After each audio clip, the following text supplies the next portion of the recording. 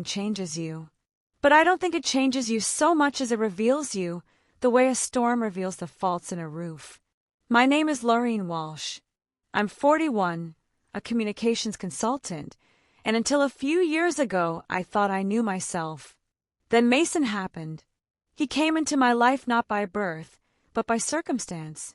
My younger brother's sudden death left his teenage son without a home, and without hesitation, I took him in. Mason was just 15 when he moved into our house in Oregon. A quiet boy with storm-gray eyes and a silence so loud it filled every room. I thought I was helping him. I didn't realize he'd come to reflect everything I'd buried deep. At first it was hard. He didn't speak much, ate his meals in silence, hovered near the edges of every conversation.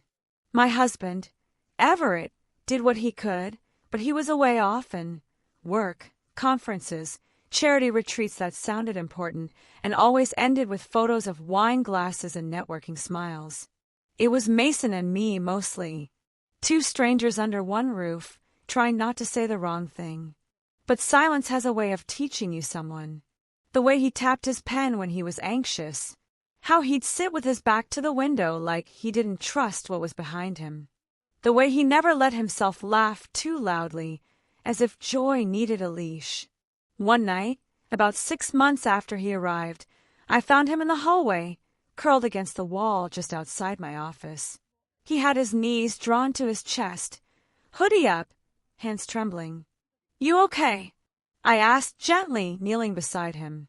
He shook his head, not looking at me. "What is it?"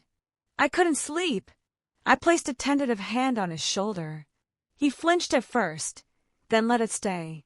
"I get it," I said softly. "Sometimes sleep doesn't come easy." We sat like that for a while.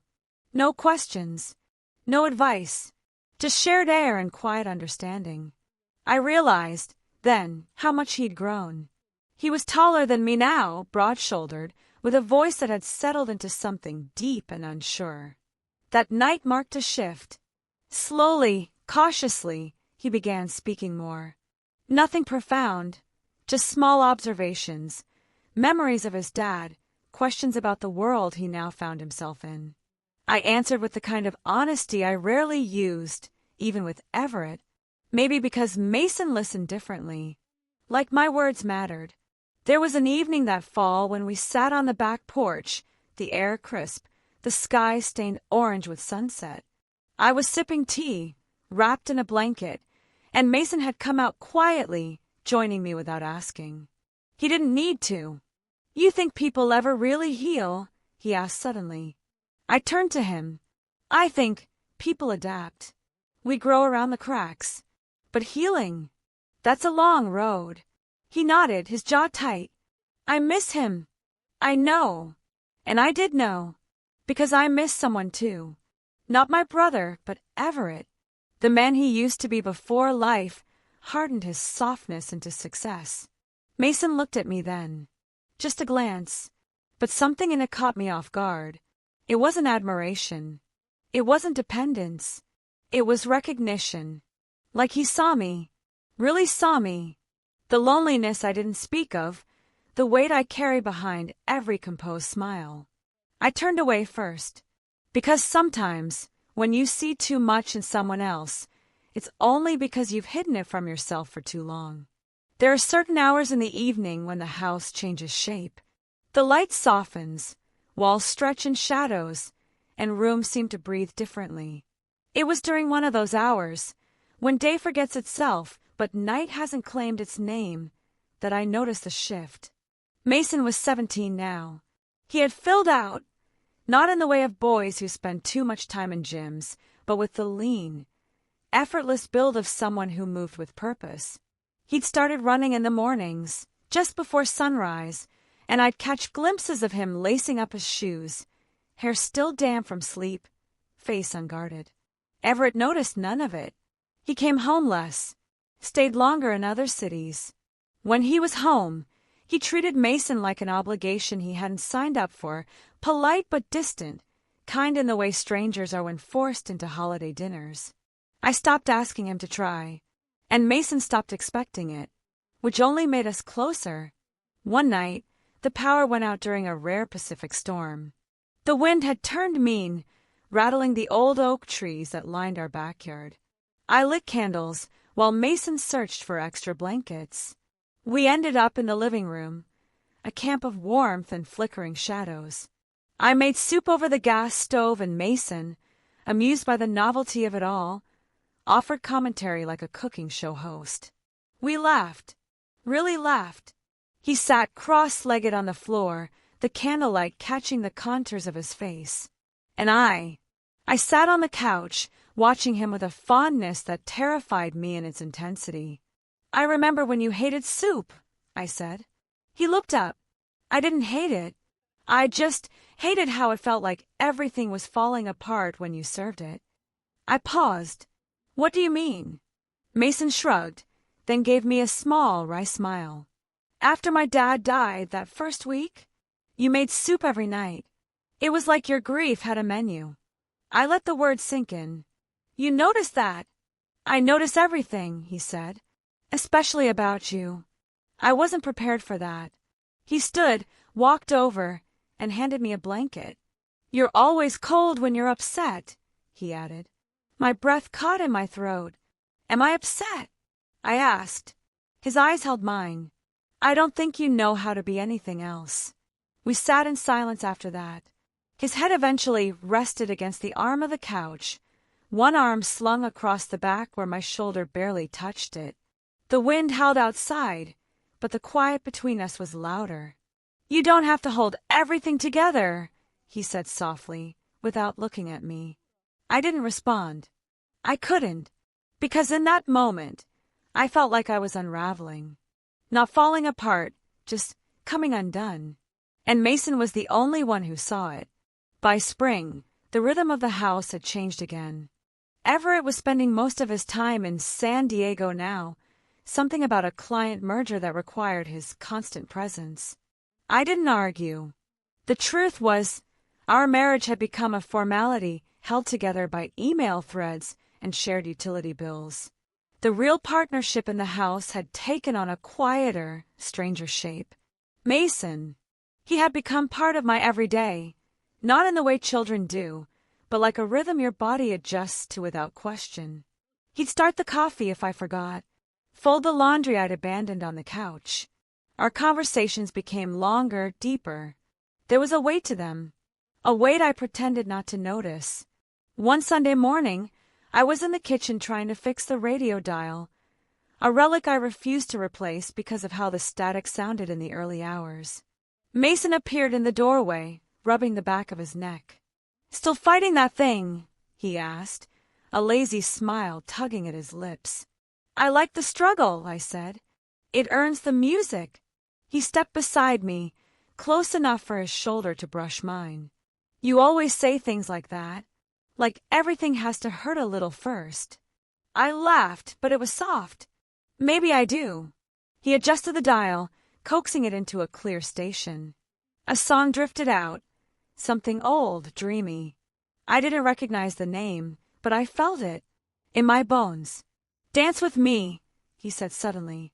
I blinked. "What?" He held out a hand. "Come on, just for a second." I hesitated, but I took it. We danced, slow, barefoot, the kitchen towels cool beneath us. He held me gently, like I was made of something fragile and precious, and I let myself lean, just a little, into the comfort of being held without obligation. "Laureen," he said, voice barely above a whisper. I hadn't heard my name in his mouth before. Not like that. I looked up, and there it was again. That expression. Not admiration. Not dependence. Recognition. And something unspoken. He moved a step back, to break the moment. But I reached for his hand again, a second too long. When we finally parted, the silence between us had changed. No longer peaceful. It hummed, alive with something neither of us could name. That night, I stood at the window long after the sun had gone, watching the wind tease the leaves in the backyard. I wasn't thinking about Everett. I was thinking about Mason. His hand, the way he had said my name like it mattered more than anything. And I hated myself for not hating it. The day the letter came, I was folding towels. Everett had sent a certified envelope, clean, impersonal, detailing his official move to San Diego and his wish to redefine our marital status. I stared at the paper, the legal language, the polite detachment. I felt nothing. No tears. No heartbreak. Only relief. Mason found me later in the laundry room, holding the towel that had long since gone cold in my hands. "What's wrong?" he asked, brow furrowing. I handed him the letter. Let him read. His jaw clenched as he skimmed. Then, slowly, he looked at me. "Are you okay? I think I've been waiting for this," I said quietly. "For too long." That night I made dinner. Real dinner. The kind I hadn't cooked in months. Rosemary chicken, roasted squash, fresh bread. Mason set the table without asking. We ate in a strange quiet, not awkward, but aware. Afterwards, he helped with dishes. As I turned off the faucet, he dried his hands on a towel and asked, "What happens now?" "I start over," I replied. "Figure out who I am outside of being someone's wife." He stepped closer, not touching, just present. "You already know who you are," he said. I looked up at him. His voice was steady. "You're someone people come home to. Someone who listens when no one else does. Someone who," he paused, "makes me want to be better." My breath caught. "Mason, I'm not trying to confuse you," he said, softer now. "I just need you to know, being here with you it saved me." His words unraveled me, because they weren't declarations of love. They were confessions of meaning, of belonging, and they touched a place in me I hadn't dared acknowledge. We stood there, hearts loud in the quiet, and I saw in his eyes a reflection of my own loneliness. Not twisted, not misplaced, just understood. I reached up and touched his cheek, a simple gesture, not romantic, not maternal, just human.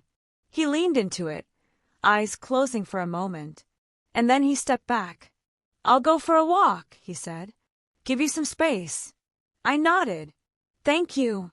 After he left, I sat on the floor of the hallway, the same spot he once curled into when grief was too loud. And I cried, not because I was broken, but because I had found something rare, a connection that didn't need to be labeled, only respected. Weeks passed. The letter was signed. Everett never came back. And Mason? He stayed, but we found a new rhythm. One rooted in care, not confusion. Respect, not regret. He graduated that summer. I watched from the stands, heart full, and when he crossed the stage, he looked for me first. Not for applause, for reassurance. Later that evening, we sat under the porch lights, sipping iced tea. He turned to me and said, "You know what I realized?" "What?" "Some people enter your life to remind you who you really are. Others stay to prove you never lost it." I smiled.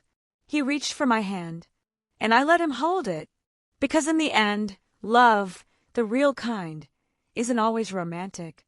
Sometimes it's the quiet loyalty that lives in the space between words, the touch that heals instead of asks, the gaze that says, "You are seen." Mason was never my son by blood, but he was mine, in the only way that ever truly mattered.